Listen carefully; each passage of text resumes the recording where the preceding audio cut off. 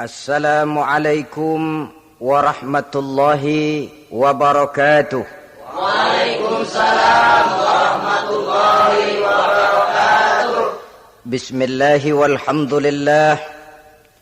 Wassalatu wassalamu ala sayyidina Rasulillah, sayyidina wa maulana Muhammad ibn Abdullah wa ala alihi wa sahbihi wa mawalah. Amma ba'du, subhanaka la ilma lana illa ma 'allamtana innaka antal alimul hakim. La haula wa la quwwata illa billahil aliyyil azim. Saudara-saudara kaum muslimin rahimakumullah. Ada 3 perintah Allah yang berangkai dalam Al-Quran, yang menurut para ulama tidak diterima yang satu apabila yang lain tidak dikerjakan. Di antaranya ayat aqimus shalah wa atuz zakah. Yang kedua ati'ullaha wa ati'ur rasula. Dan yang ketiga ayat anishkurli waliwalidaika. Perintah ini merupakan perintah yang berangkai. Aqimus shalah wa atuz zakah. Dirikan solat dan bayar zakat. Artinya tidak diterima solatnya orang yang tidak membayar zakat, dan tidak diterima zakatnya orang yang tidak mendirikan solat. Perintah ini berangkai pada saat solat dikerjakan, zakat apabila sampai haul dan nisabnya harus dibayarkan. Begitu juga pada ayat ati'ullaha wa ati'ur rasul. Taatlah kamu kepada Allah dan taatlah kamu kepada Rasul. Tidak diterima taat kepada Allah kalau membelakangi Rasul, dan tidak diterima mentaati Rasul kalau tidak mentaati Allah. Keduanya berangkai dan tidak terpisahkan satu dengan lainnya. Taat kepada Allah artinya harus taat juga kepada Rasul. Mengamalkan Quran artinya juga harus dengan mengamalkan sunnah. Oleh karenanya sering diingatkan, usaha memisahkan umat Islam dari Islamnya selalu diawali dengan memisahkan umat Islam dari ulamanya. Dan ini bukan urusan baru. Sejak zaman dahulu, orang-orang yang anti kepada Islam selalu berusaha memisahkan umat Islam dengan Islamnya. Caranya pertama dipisahkan umat dari ulama. Kalau cara ini berhasil, mereka masuk kepada tingkat yang kedua, ditanamkan keraguan kepada sunnah. Kalau cara ini pun juga mereka berhasil, masuk kepada bagian ketiga yang terpenting, menanamkan keraguan kepada Al-Quranul Karim. Kalau umat sudah meragukan Al-Quranul Karim, maka tidak ada lagi yang bisa diharapkan. Oleh karena itu, ati'ullah dan ati'ur rasul tidak bisa dipisahkan satu sama lain. Apabila kita mengamalkan ajaran Quran, seiring dengan itu kita juga harus menegakkan sunnahnya. Adapun ayat yang ketiga yang merupakan perintah berangkai ini, anishkurli waliwalidaika, kata Allah. Hendaklah engkau bersyukur kepadaku dan bersyukur kepada ibu bapakmu. Bersyukur kepada Allah tapi tidak bersyukur kepada ibu bapak tidak diterima. Bersyukur kepada ibu bapak tapi tidak bersyukur kepada Allah juga ditolak. Oleh karenanya keduanya tidak bisa terpisahkan satu sama lain. Orang yang pandai bersyukur kepada Allah, dia harus pandai juga bersyukur kepada ibu dan bapaknya. Bersyukur kepada ibu bapak artinya berbakti kepada kedua orang tua kita. Kalau kita perhatikan, dan inilah pokok yang akan kita bicarakan pada pertemuan ini, soal berbakti kepada ibu dan bapak. Kalau kita perhatikan, kedudukan kedua orang tua dalam Al-Quran itu tinggi sekali. Kita baca misalnya dalam surah Al-Isra ayat 23. Di sana menjelaskan, wa qada rabbuka alla ta'budu illa iyyahu wa bil walidaini ihsana. Dan Allah Tuhanmu telah memutuskan, telah menetapkan, jangan kamu menyembah selain daripadanya, dan berbaktilah kepada kedua orang tua. Kita perhatikan tartibul kalimat, atau tertib urutan kalimat dalam ayat ini. Pertama, jangan menyembah selain kepada Allah. Yang kedua, berbakti kepada kedua orang tua. Allah, setelah itu kedua orang tua. Begitu tinggi kedudukannya sampai dirangkaikan dengan kewajiban menyembah hanya kepada Allah. Sesudah itu apa? Wabil walidaini ihsana, berbakti, berbuat baik kepada ibu dan bapak. Lalu dalam surah An-Nisa ayat 36 kita temukan wa'budullaha wa la tusyriku bihi syai'a wabil walidaini ihsana. Sembahlah Allah, jangan engkau sekutukan ia dengan sesuatu pun, dan berbuat baiklah kepada kedua orang tuamu. Lagi-lagi di sini perintah bertauhid, perintah menyembah hanya kepada Allah dirangkaikan dengan perintah berbakti kepada kedua orang tua. Dalam kehidupan sehari-hari biasanya perintah penting lahir pertama. Perintah penting kedua lahir pada urutan kedua. Dari segi prioritas kita bisa melihat tingginya kedudukan kedua orang tua kita di dalam kehidupan ini. Lalu orang tua adalah bapak dan ibu. Keduanya mempunyai peranan yang sangat besar sejak lahirnya kita ke alam dunia ini sampai kita meningkat menjadi anak-anak, remaja, dewasa. Bapak misalnya kita lihat sibuk mencari nafkah. Ia pergi pagi, pulang sore, peras keringat, banting tulang. Karena cita dan harapan agar anaknya kelak hidup lebih baik dari dia sekarang ini. Dan untuk itu dia rela peras keringat, banting tulang. Seolah-olah dia berkata, ayahmu biarlah kaki jadi kepala, kepala jadi kaki, asal kau kelak jadi orang. Yang kadang-kadang setelah kita sang anak ini jadi orang, sering lupa kacang akan kulitnya. Sehingga boleh jadi orang lalu berkata, kalau orang tua kaya, anak jadi raja. Kalau anak yang kaya, orang tua sering jadi budak. Orang tua kaya, anak jadi raja. Apa yang dia mau jadi kenyataan. Tapi kalau anak yang kaya, kadang-kadang orang tuanya yang jadi budaknya. Lalu di samping sibuk mencari nafkah, bapak juga memberikan perlindungan dalam kehidupan ini. Menjadi simbol wibawa yang pada suatu saat kita akan merasakannya kalau dia sudah tidak ada. Begitu barangkali kecenderungan orang, seperti kata Imam Al-Ghazali, kamu baru merasa pentingnya suatu nikmat kalau dia sudah hilang dari diri kamu. Kita baru terasa pentingnya sehat kalau lagi sakit. Baru tahu pentingnya gigi kalau lagi sakit gigi. Baru tahu pentingnya telinga kalau lagi budak. Tetapi pada saat normal, kita menganggap itu sesuatu yang biasa. Bukankah keberadaan seorang bapak dalam hidup ini, di samping dia pelindung, juga menjadi simbol wibawa dalam kehidupan di masyarakat? Orang sering berkata, gue bukan takut sama lo, gue segan sama orang tua lo. Masih ada yang disegeni, masih ada yang dihormati. Pantas saja kalau kita ambil dari sejarah, ketika baginda Rasul ditinggal wafat oleh Khadijah, oleh pamannya Abu Thalib, gangguan kafir Quraisy makin meningkat. Kenapa? Kemarin-marin mereka mau menghadang Nabi, mau menghantam Nabi, masih mandang Khadijah binti Khuwailid, seorang bekas janda bangsawan. Mereka masih memandang Abu Thalib, orang tua yang disegani. Sekarang dua-duanya sudah tidak ada, apalagi yang mau disegani, hantam saja sudah Muhammad. Itu pun dirasakan oleh pribadi Nabi kita. Saudara-saudara kaum muslimin, apalagi yang namanya ibu, dia lebih banyak menangani kita. Pantas kalau Rasul satu saat ditanya orang, ya Rasul, siapa sih yang paling harus saya taati di dunia ini? Ibumu. Lalu siapa lagi ya Rasul? Ibumu. Kemudian setelah itu siapa ya Rasul? Ibumu. Sesudah itu siapa ya Rasul? Bapakmu. Ibu, ibu, ibu, baru bapak. 3 berbanding 1. Kenapa harus begitu? Kita lihat. Pertama yang namanya ibu, sejak proses kehamilannya sudah istilah Quran hamalathu wahnan ala wahnin.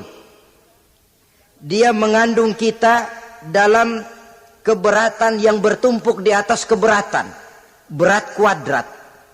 Bahkan sebelum itu, sejak ngidam anaknya, ibu kita itu sudah kita siksa.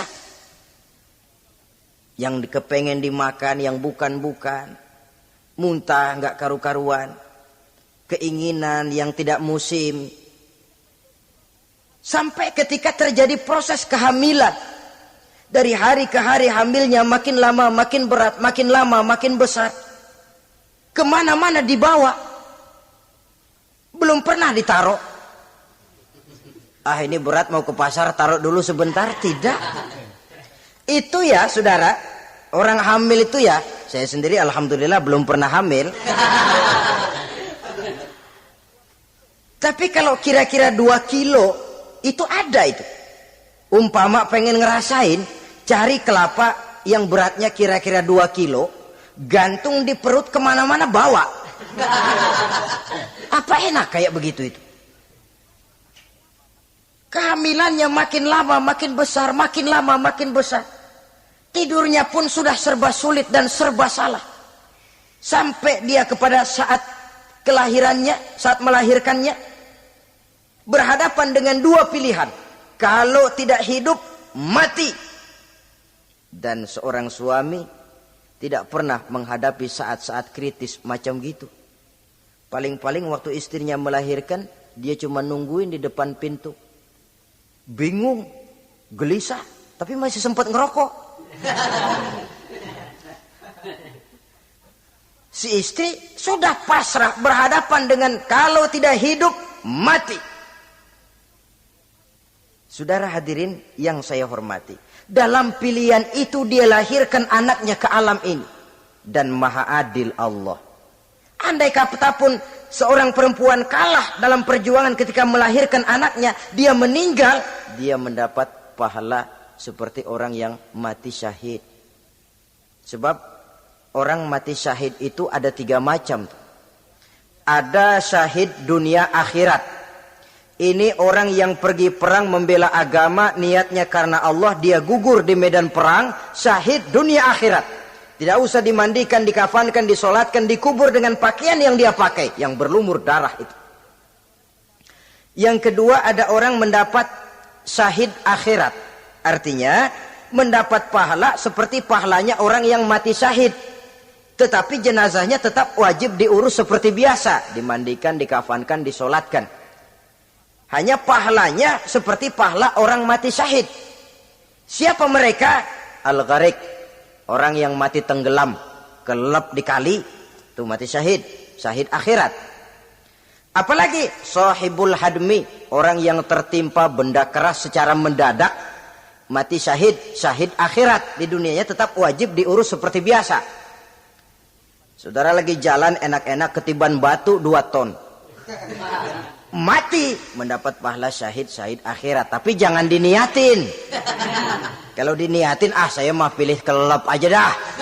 Lalu nyebur ke kali, mati, syahid. Tidak. Konyol malah itu, bunuh diri namanya. Nah, diantaranya yang mati syahid itu perempuan yang meninggal pada saat melahirkan anaknya. Tapi masalah kita dalam pilihan antara hidup dan mati, dia lahirkan anaknya ke alam ini. Lalu proses mengasuh dan membesarkan lebih banyak sang ibu ketimbang sang bapak. Tengah malam, bapaknya sudah asyik tidur lelap. Si ibu masih saja berkutat dengan anak bayinya.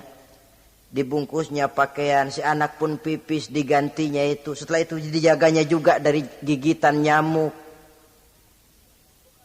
Sehingga pepatah bilang kasih ibu sepanjang jalan, kasih anak sepanjang galah. Ini berarti bahwa bagaimanapun upaya hendak menebus jasa daripada ibu, memang sulit untuk tertebus. Oleh karenanya saudara-saudara, pantas saja kalau Nabi sampai 3 kali ibumu, ibumu, ibumu, setelah itu bapakmu. Nah, oleh karenanya apa sebenarnya kewajiban seorang anak kepada kedua orang tuanya? Dengan kata lain, bagaimana kita berusaha untuk berbakti kepada ibu bapak ini? Di dalam kitab Tanbihul Ghafilin ada dijelaskan lil walidi 'alal waladi asyaratu huquqin. Orang tua mempunyai 10 hak terhadap anaknya. Dengan kata lain, kewajiban anak kepada orang tuanya ada 10. Pertama, at-ta'am in ihtaja. Memberikan kedua orang tua makan kalau dia keduanya memerlukan makanan. Malah yang lebih ideal dia usahakan agar makanan yang diberikan kepada kedua orang tuanya lebih baik dari yang dia makan sendiri. Kita kadang-kadang beli juga kue, buahan, tapi kita sortir dulu. Ini rambutan yang kontet-kontet kasih babak sono. Saudara hadirin yang saya hormati, suatu saat Nabi Musa pernah memohon kepada malaikat Jibril, "Ya Jibril, tolong tunjuki siapa kira-kira teman saya di surga nanti." Lalu Jibril mohon kepada Allah, Allah memberitahu Jibril kasih tahu Musa, temannya di surga nanti tukang daging di pasar, jualannya di pojok ano, parasnya begini-begini, temuin. Nabi Musa ingin tahu apa keistimewaan tukang daging ini kok akan jadi teman saya di surga nanti. Dia samperin, "Assalamualaikum." "Waalaikumsalam." Lalu kenalan. Setelah datang waktu pulang, Nabi Musa ikut ke rumah tukang daging ini. Diambil daging, sampai di rumahnya itu daging dia rebus. Dia rebus, matang, dia hidangkan kepada ibunya yang sudah tua renta, disuapinnya ibunya. "Tiap hari kamu kerjakan begini?" "Tiap hari," kata si anak tadi. "Saya beri makan kedua orang tua ibu saya yang sudah tua renta ini." Si ibu setelah disuapin oleh anaknya berdoa, "Allahumma ja'al ibni jalisa Musa fil jannah." Ya Allah, jadikanlah anak saya ini teman Nabi Musa di surga nanti. Amalan si anak cuma nyuapi ibunya, tapi doa ibunya itu yang dijawab dan diterima oleh Allah. Si ibu berdoa, "Ya Allah, anak saya ini jadikan teman Nabi Musa di surga nanti." Allah kabulkan doa ibu yang tiap hari disuapi, diberikan makan oleh anaknya. Jadi taruhlah kita sebagai anak ini, ibadah kita barangkali menyebabkan doa kita belum begitu diterima oleh Allah. Permohonan kita barangkali masih nyangkut di langit. Tapi jikalau kita bisa menyenangkan hati ibu bapak, ibu bapak kita yang mendoakan kita, insya Allah makbul. Dan orang tua itu doanya makbul, sumpahnya juga manjur. Kalau ibu sudah berkata, "Nak, air mata yang tertumpah terurai untuk mengasuh dan membesarkanmu, nak. Air susu ibu yang kau minum sampai kau tumbuh menjadi dewasa semacam ini, seluruh cucuran keringat dan jerih payah ibu rela, nak. Mudah-mudahan kau jadi orang berguna. Insya Allah hidup ada berkahnya." Tapi kalau hati orang tua sudah masghul, apalagi sampai keluar sumpahnya, banyak legenda-legenda, entah itu yang namanya si Malin Kundang, anak durhako, entah itu riwayat-riwayat lain yang menjelaskan bahwa tidak ada keberkahan yang bisa tegak tanpa doa dari ibu dan bapak. Saudara-saudara kaum muslimin yang saya hormati, memberikan makan kepada kedua orang tua. Sekarang kalau kedua orang tua mampu bagaimana? Tidak jadi soal. Tidak jadi soal orang tua mampu atau tidak kita memberikan, mengirimkan makanan. Apalagi kalau orang tua kita sudah lanjut usianya. Iyalah kalau umur 40-50 tahun masih bisa makan sendiri. Tapi pada saat saudara yang berbahagia dikaruniai orang tua berumur panjang, 70, 80, 90 tahun, sesuai dengan janji Allah, "Wa man nu'ammirhu nunakkishu fil khalqi." Siapa yang kami panjangkan umurnya, kami kurangi bentuk kejadiannya. Artinya berkurang nikmat Allah itu. Panjang umur, nikmat berkurang. Artinya mata sudah lamur, pikiran sudah rada pikun. Nunakkishu fil khalqi. Berkurang kejadian asalnya itu. Kesempurnaannya sudah tidak ada lagi. Mengurus orang tua macam begitu memang kalau nurutin pegelnya ya makan hati. Kadang-kadang karena pikun pagi-pagi pengen minta beli es puket. Makan. Lagi zaman susah tukang bubur, kepengen makan bubur. Tapi di situ ujian. Begitulah dahulu orang tua kita melayani kita dikala kita belum masih merah, belum bisa berbuat apa-apa, belum punya pilihan. Tapi mereka sabar, mereka ikhlas. Tidak sabarkah kita? Tidak ikhlaskah kita di hari tua mereka kita mengasuh dan melayani mereka?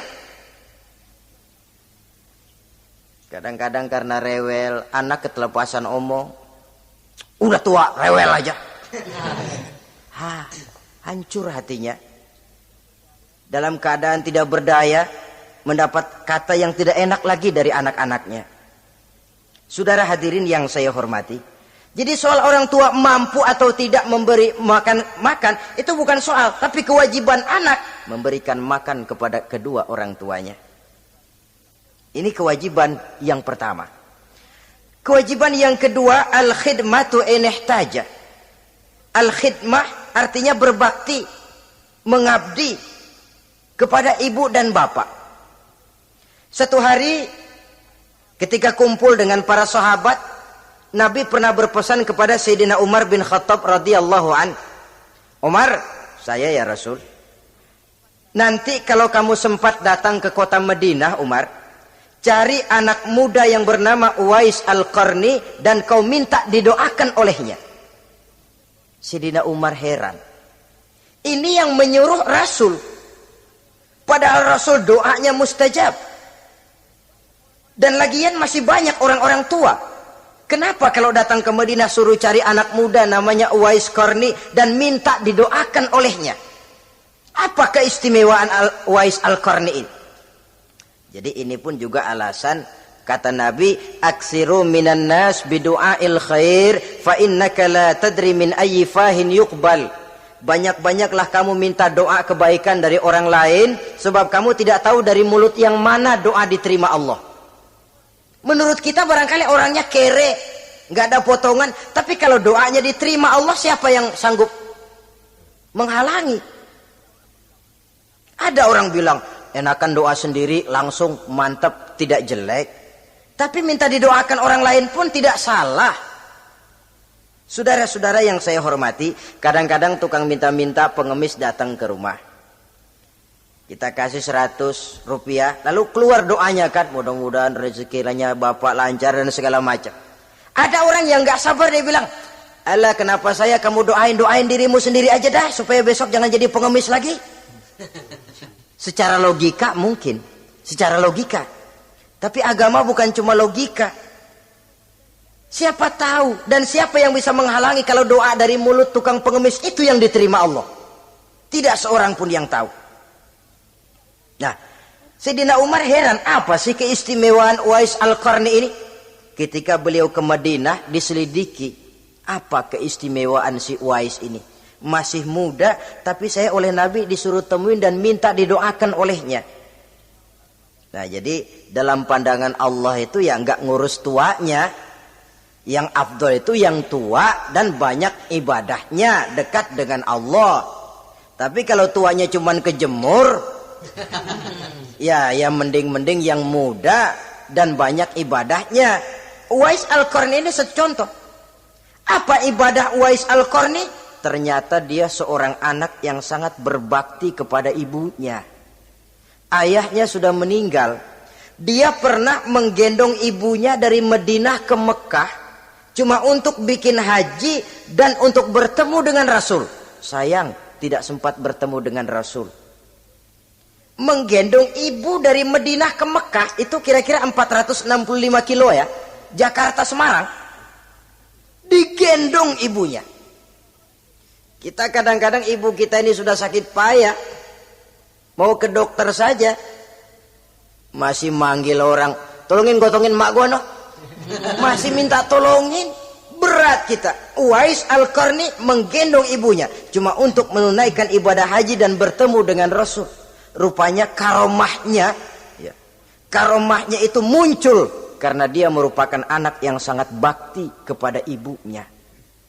Jadi Allah memberikan karomah itu ya, ada yang karena orang rajin tahajud, ada yang karena tangannya pemurah, dermawan, ada yang karena sangat berbakti kepada kedua orang tuanya, ada yang karena rajin baca Quran, ada yang karena rajin melaksanakan puasa sunnah. Timbul karomahnya, keistimewaan yang diberikan Allah kepadanya. Jadi bakti kepada ibu dan bapak mendatangkan karomah, keistimewaan yang diberikan Allah kepada kita. Kayak Uwais Al-Qarni ini. Kalau dilihat dari segi ibadah, dia masih muda. Tentu lebih banyak ibadahnya macam Umar bin Khattab.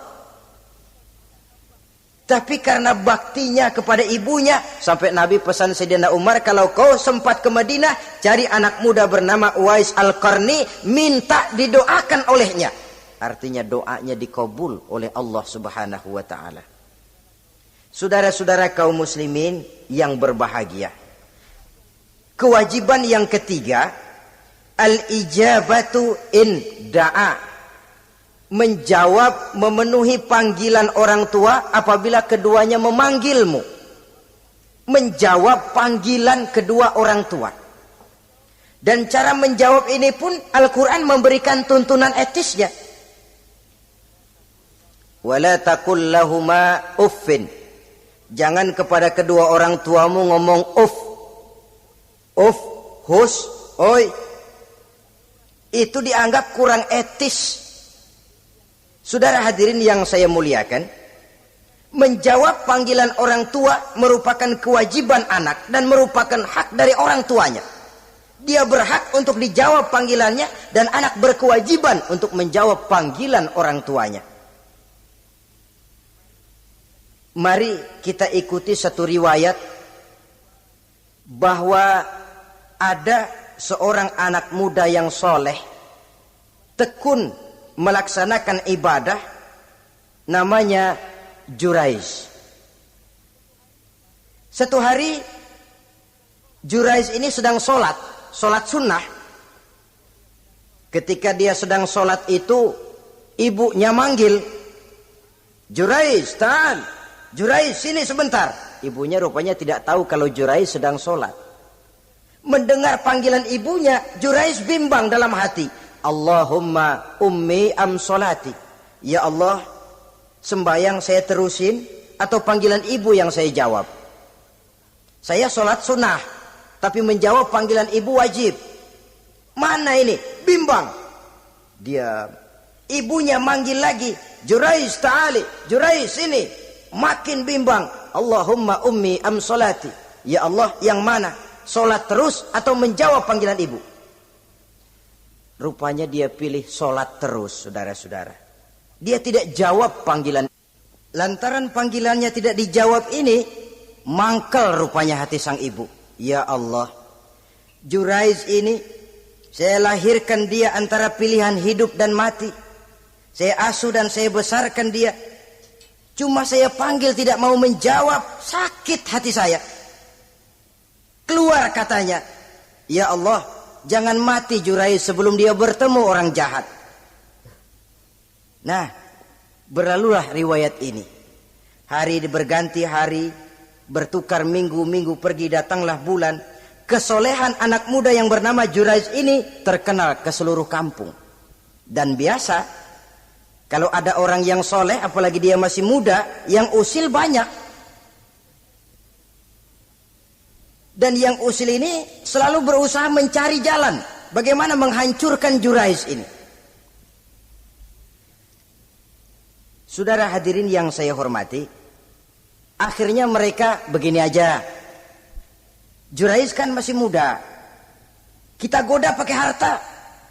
Ah, tidak mungkin. Juraiz itu bukan orang yang mata duitan, dia tidak akan luluh oleh harta. Kita tawarkan kedudukan, juga tidak bisa. Ah, begini saja. Dia kan masih muda toh. Iya. Umpanin perempuan aja dah. Kirim cewek yang rada kece.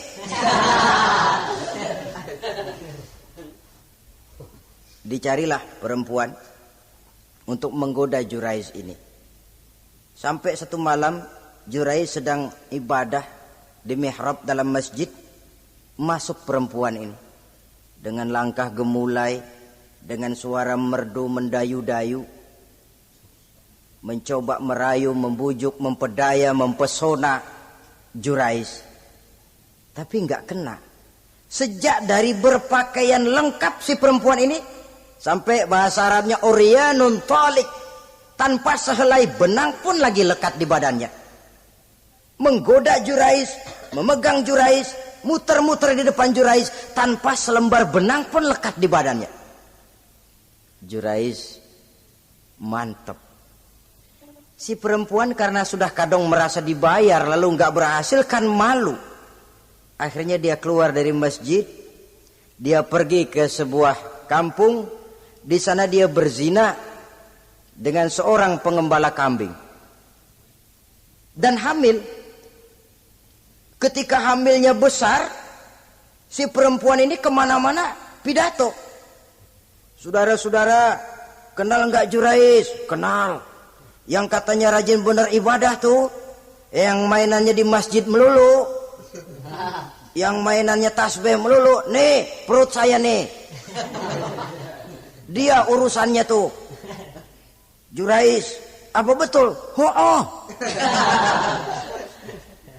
Akhirnya Jurais dicari orang, macam-macam, yang caci maki, bahkan ada yang nyambitin pakai batu sampai berdarah kakinya, berdarah tangannya. Caci maki orang sudah nggak karu-karuan. Masjid lo ya, topeng doang lo.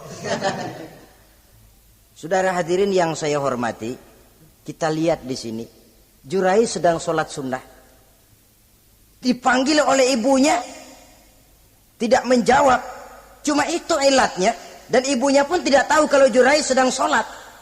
Keluar omongan yang tidak enak. Dan omongan itu manjur. Kata Jurais, saudara-saudara begini, apakah di antara saudara-saudara ada yang lihat saya melakukan zina dengan perempuan ini? Tidak ada. Lalu atas dasar apa saudara menuduh saya? Ya pengakuan si perempuan tadi. Nggak bisa dong kalau nggak ada saksi. Sekarang begini saja. Bagaimanapun saya ngotot, saudara nggak percaya, kita tunggu saja sampai si bayi ini lahir. Kita tanya dia nanti siapa bapaknya. Baiklah kalau begitu. Ditunggulah saat kelahiran sang bayi. Begitu bayi itu lahir ke alam ini, brown, merah, masih orok. Setelah dibersihkan, ditekan perutnya oleh Jurais. Ya gulam, kul man abak. Bayi, tolong kasih tahu siapa bapakmu. Dengan izin Allah itu orok, bayi yang masih merah ngomong, bapak saya tukang ngangon kambing di kampung ano.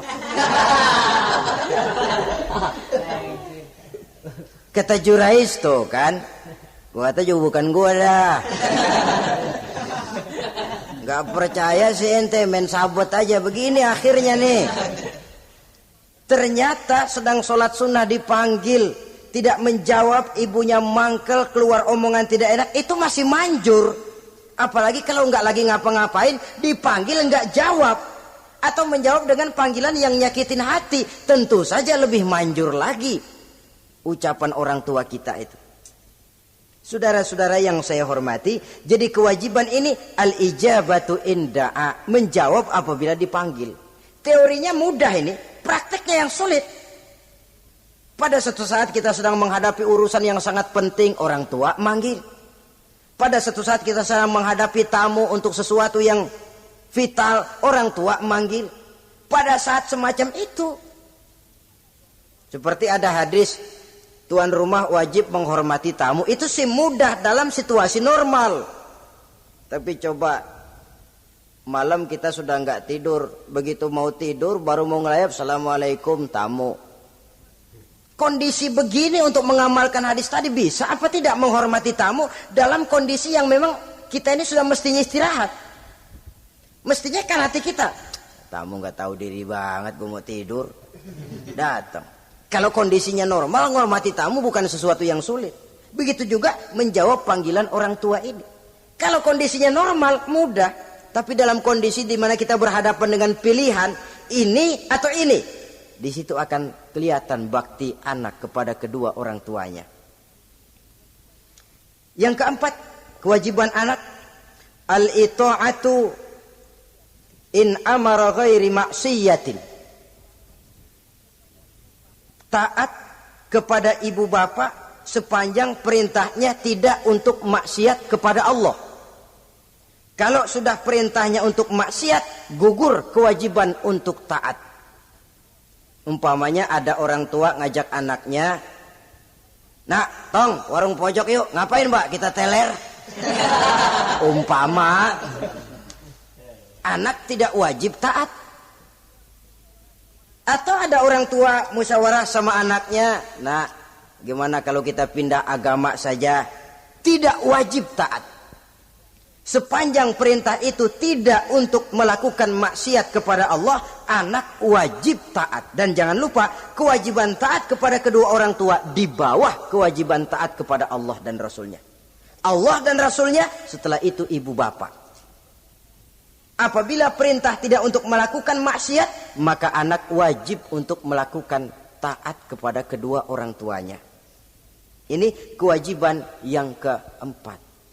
Apatah lagi kalau cuma sekedar diperintah ngaji, diperintah sekolah, diperintah melakukan membantu pekerjaan yang ada di rumah. Itu sudah perintah yang di samping bermanfaat buat keluarga, juga menyangkut hari depan kita sendiri sebagai anak. Kadangkala memang kita mengukur dari sudut kepentingan kita tanpa melihat jauh ke depan.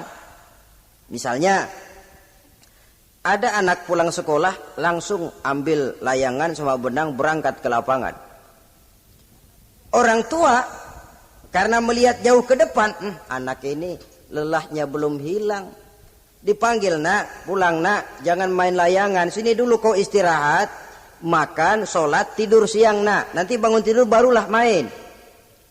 Si anak mungkin hatinya ngedumil, bapak orang main layangan aja dilarang, ini kesan yang timbul. Orang main layangan saja kok dilarang. Padahal larangan ini adalah untuk kemanfaatan dan kemaslahatan si anak itu sendiri. Tapi anak tidak mau mengerti. Yang dia tahu, dia dilarang main layangan. Itu cuma karena pandangannya yang tidak jauh menerawang ke depan. Pepatah bilang, sekejam-kejamnya macan tidak ada yang makan anaknya sendiri. Artinya bagaimanapun kondisinya, orang tua itu tidak ada yang akan sampai untuk menyengsarakan anaknya. Saudara-saudara kaum muslimin rahimakumullah. Jadi yang keempat, kewajiban untuk taat sepanjang tidak melakukan maksiat kepada Allah Subhanahu wa taala. Yang kelima, at-takallum ma'ahu bil-lin. Apabila bercakap-cakap dengan kedua orang tua, hendaklah dengan tutur kata yang lemah lembut.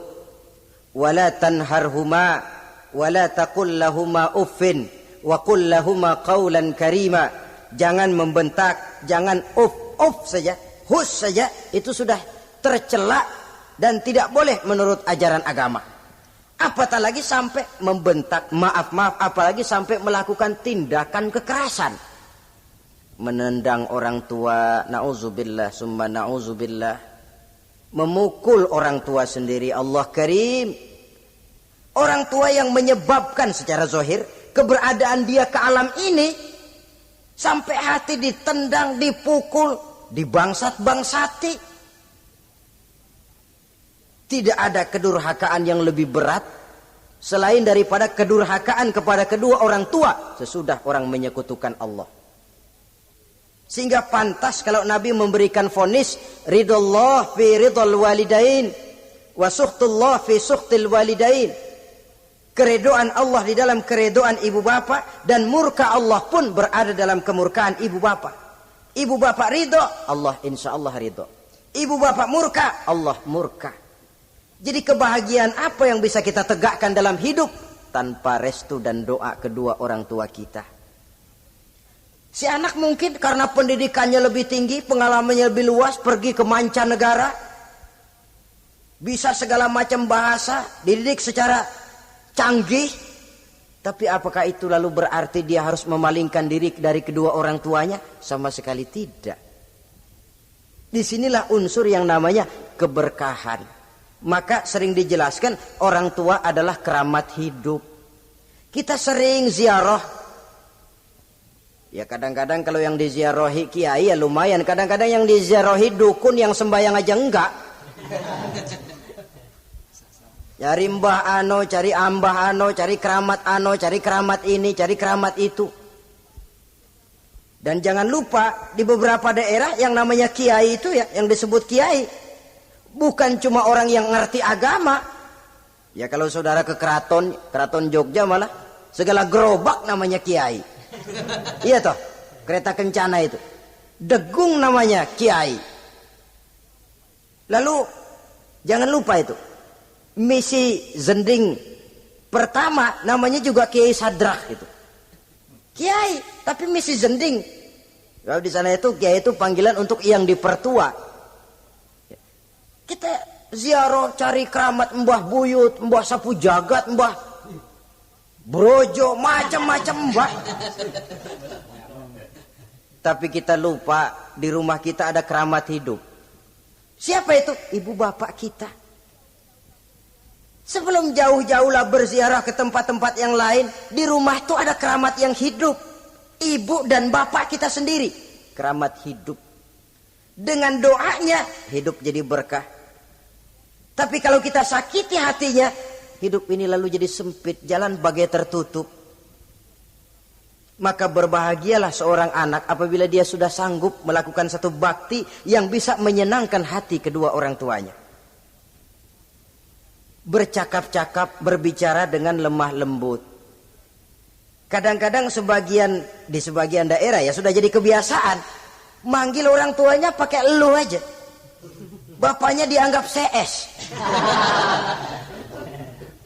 Salaman juga main kedet aja. Halo be. Di Samsu bapaknya nggak boleh meleng, main buat aja. Dari panggilan saja, saudara hadirin yang saya muliakan, sudah memberikan cermin. Sebab bahasa adalah cermin dari pribadi orang. Kalau kepada orang tua kita sendiri kita memakai bahasa yang kasar, cermin bahwa pribadi kita memang pribadi yang kasar.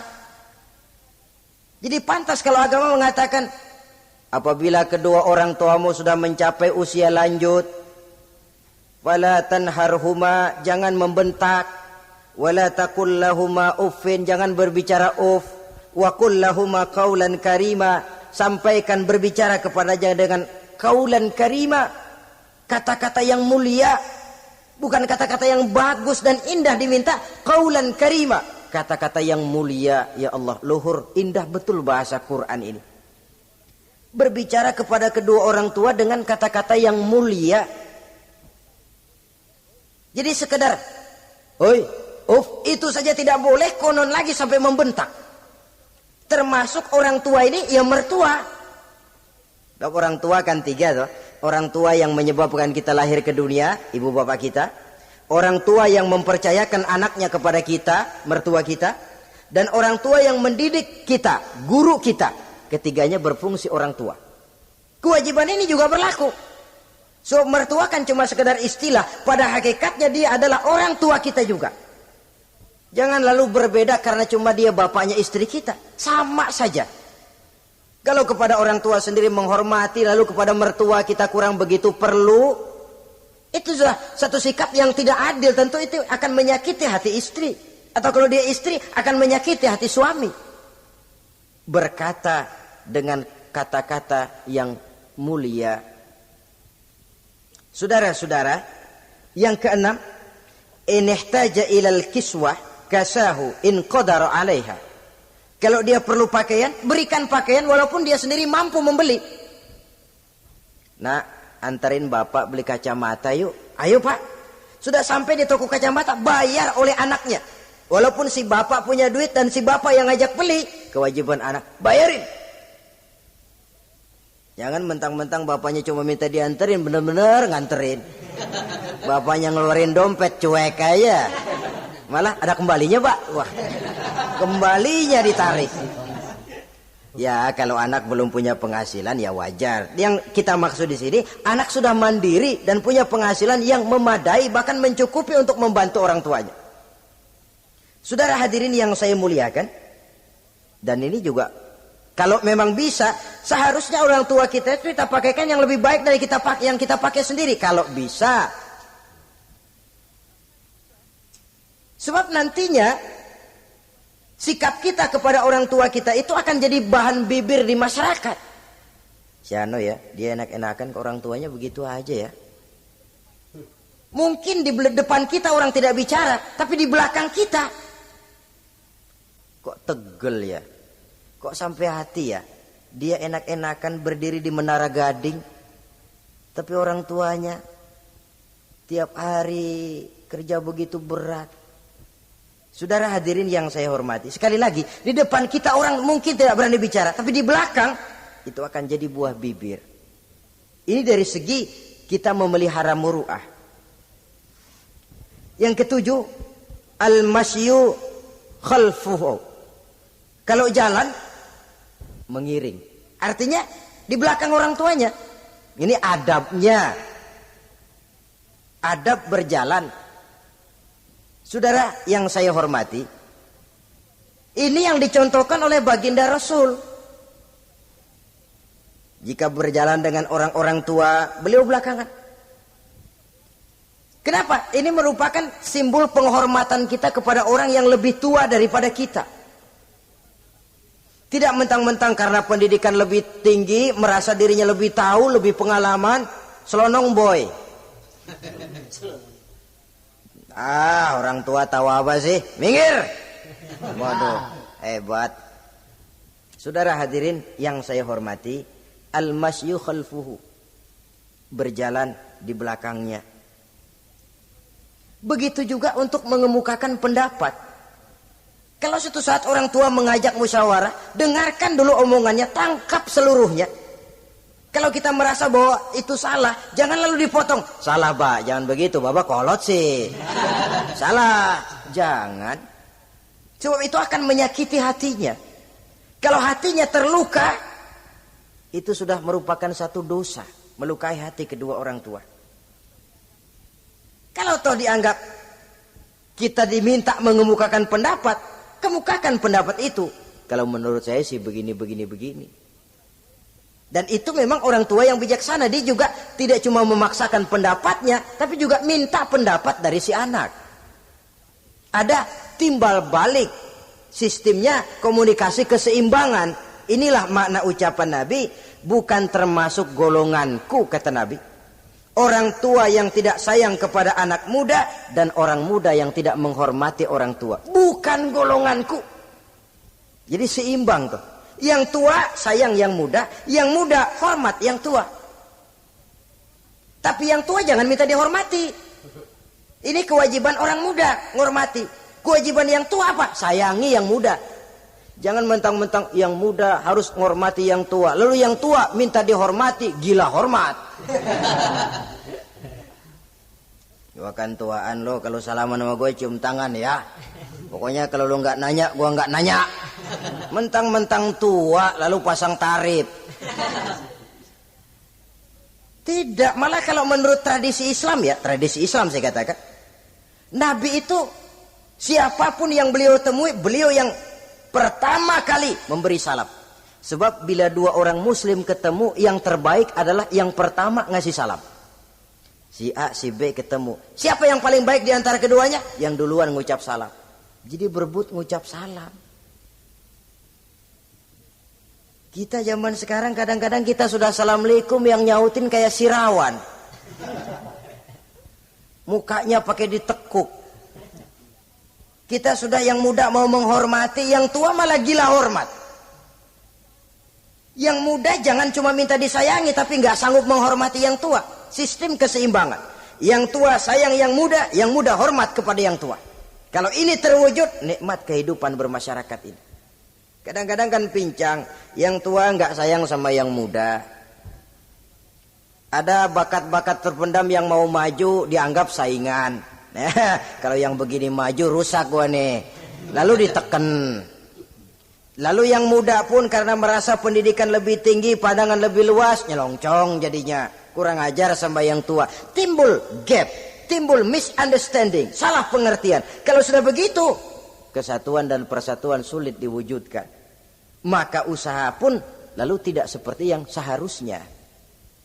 Saudara-saudara yang saya hormati, yang ke-8 sekarang, kewajiban anak itu apa? Al-irda'u lahu bima radiya li nafsihi. Mencari keredoan dari orang tua tentang sesuatu yang dia ridho. Artinya orang tua kita senang apa? Kita berusaha senang itu. Mengukur orang tua itu dengan diri. Ukurannya diri. Yang orang tua kita senang, kita berupaya senang. Orang tua kita senang ngaji, berusahalah kita untuk senang hadir di majelis ta'lim. Orang tua kita senang baca Quran, kita juga berupaya senang baca Quran. Sebab yang paling membesarkan hati orang tua sesungguhnya tidak lain kalau dia melihat anaknya ini sesuai dengan yang dia harapkan. Oh, kalau sudah begitu orang tua itu cucuran keringatnya, peras keringat banting tulangnya, jibakunya, rasanya hilang capeknya. Kebahagiaan orang tua tidak cuma kalau anaknya jadi kaya lalu mengantarkan makan, minum, buahan, peralatan yang serba leks, tidak. Lebih dari sekedar itu orang tua berharap dia bisa menerima pensiunan pahala dari meninggalkan anak yang soleh. Alangkah indahnya jika orang tuanya nanti wafat meninggalkan alam ini, anak-anaknya mengurubungi di sekelilingnya, memimpin orang tuanya membacakan syahadat. Anak-anaknya juga yang memandikan, anak-anaknya yang menyolatkan, anak-anaknya yang menurunkan dia ke liang lahat, anaknya yang mendoakan. Alangkah nikmatnya orang tua macam itu. Tapi kan langka. Di samping karena memang orang tua kurang mengarahkan, anak pun kurang perhatian ke arah itu. Begitu bapaknya mati, ambil mana ambil, suruh mandiin. Akan lebih baik kalau anaknya yang mandiin. Tangga panggil nyembayangin, anaknya malah nonton dari jauh, nggak ikut nyembayangin, mau kok tegel. Kenapa nggak ikut nyembayangin? Ya nggak bisa sembayangnya. Ya kalau macam Abu Nuwas dulu nggak bisa, masih ada akal. Ikut sembayang jenazah. Dia nggak tahu kalau sembayang jenazah itu cuma diri, nggak pakai ruku, nggak pakai sujud. Imam takbir, dia takbir. Begitu takbir kedua dia kira ruku dia. Habis takbir lagi sujud. Orang-orang gak ada yang sujud. Bingung. Selesai ditanya dia, Abu Nawas kenapa tadi pakai sujud? Dia bilang ini mayit dosanya kebanyakan.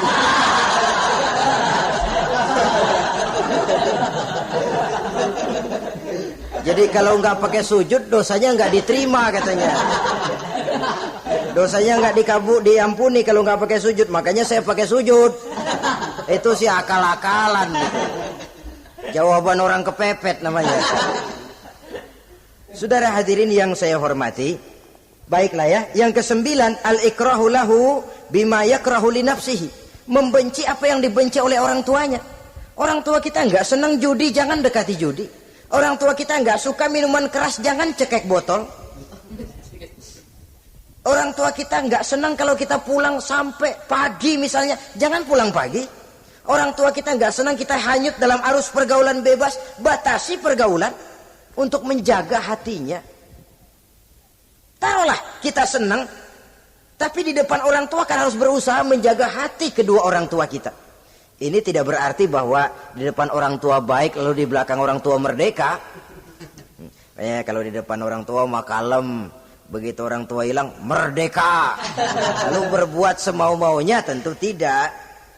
Lalu yang ke-10, ad-du'a lahu bil maghfirah kullama da'a li nafsihi. Mendoakan kedua orang tuanya tiap kali dia mendoakan dirinya. Ya, kewajiban anak tidak lupa tiap kali berdoa untuk dirinya, orang tuanya disertakan. Rabbighfirli wa li walidayya. Ampuni saya dan ampuni dosa ibu bapak saya. Pak, itu kalau orang tua masih hidup, ya. Sekarang kalau orang tua sudah meninggal, bagaimana berbaktinya? Gampang. Pertama, antasila akrabaihima, bersilaturahmi dengan kerabat yang ditinggalkan oleh orang tuanya. Jadi jangan setelah orang tua mati lalu kehabisan obor. Orang tuanya kita senang, anaknya kita benci, sama aja ngebenciin orang tuanya itu. Kan sering kejadian begitu. Zaman orang tuanya masih hidup, kawan medok, kawan lengket, orang tuanya udah mati, turunannya malah dimusuhin. Itu juga nyakitin orang yang sudah meninggal. Bersilaturahmi dengan kerabat yang ditinggalkan. Yang kedua, kalau orang tua sudah meninggal, cara berbuat baiknya bagaimana? Antastaghfira lahuma wa tad'u lahuma. Mohon ampun dan mendoakan keduanya. Itulah jadi orang soleh nikmatnya. Sudah mati pun kita masih kebagian doa. Orang soleh kemana-mana didoakan orang. Dia lagi tidur, ada yang sembahyang. Dalam tahiyat dia baca Assalamu alaina wa ala ibadillahi sholihin. Ya Allah, berikan keselamatan kepada kami dan kepada hamba-hambamu yang soleh. Ini orang yang soleh, semua orang soleh kebagian doa itu. Walaupun dia lagi tidur, tidurnya didoakan orang. Dia sudah mati, kuburnya diziarahi orang, dibacakan doa. Lain kalau bajingan, liwat di kuburannya orang, serem. Bajingan kemarin mati dipendam di sono. Lu jangan liwat sono, lu kesurupan. Liwat orang, ngeri Mas. Bagaimana lagi mau mendoakan? Yang ketiga, orang tua yang sudah meninggal itu cara berbaktinya wa anta tasaddaqu lahuma. Kalau ada rezeki, bersedekah atas nama keduanya. Pak, 100.000 untuk pembangunan masjid, saya niat pahalanya untuk almarhum kedua orang tua saya. Insya Allah sampai. Oh, kalau tidak sampai, Rasul tidak akan mengajarkan badal haji itu. Untuk apa? Diajarkan badal haji artinya amalan orang yang masih hidup ada kaitannya dengan orang yang sudah meninggal. Bersedekah atas nama kedua orang tua. Saudara hadirin yang saya muliakan, mudah-mudahan Allah menjadikan kita anak yang bisa berbakti kepada kedua orang tua kita. Amin. Ini sajalah pertemuan kita yang singkat ini. Terima kasih atas segala perhatian dan mohon maaf atas segala kekurangan. Usikum wa nafsi bitaqwallah. Wassalamualaikum warahmatullahi wabarakatuh. Waalaikumsalam.